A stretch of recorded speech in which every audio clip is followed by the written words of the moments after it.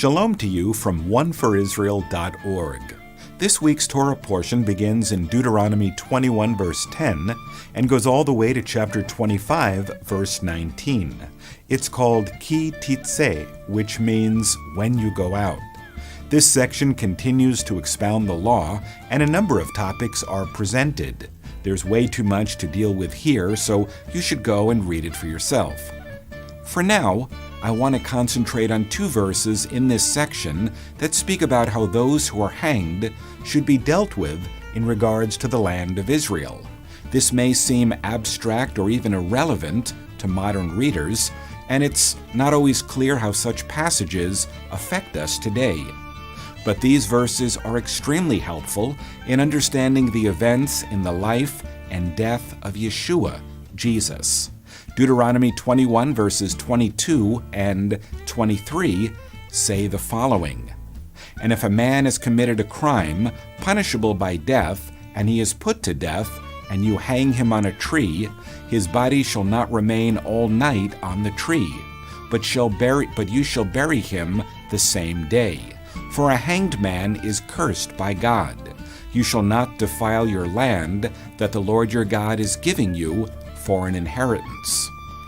These verses help explain both the history and the theology of the New Testament regarding what happened immediately after the crucifixion.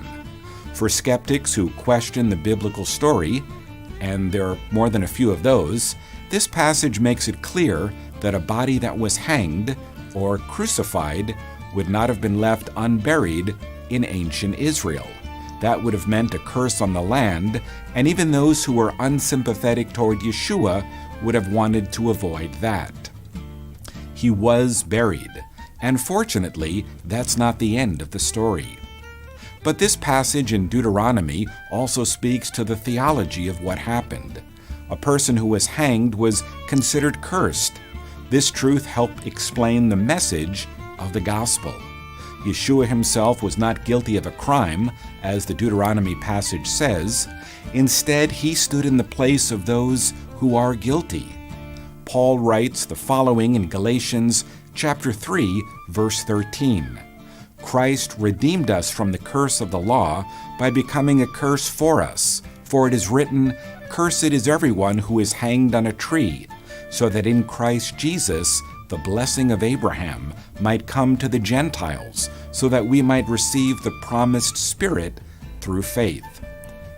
The curse of the law that Paul speaks about is not a condemnation of the law itself. In fact, in Romans chapter 7, verse 12, Paul says that the law is holy and good. The law not only teaches us about the holiness of God, it provides principles for life and worship, and it points ahead to the Messiah. The law also acts as a barometer, a measuring stick for us to learn about ourselves. Among other things, it reveals the problem of sin. In other words, the curse of the law that Paul speaks about is a problem with us and not the law.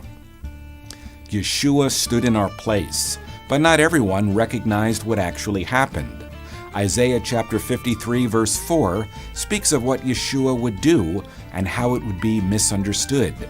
Some would even think that he himself was the guilty one, as it says, "Surely he has borne our griefs and carried our sorrows. Yet we esteemed him stricken, smitten of God, and afflicted." This chapter goes on to say that after he was cut off from the land of the living, his ministry continued. In other words, he rose from the dead and ultimately reversed the curse. These verses in Deuteronomy then are not so obscure or insignificant.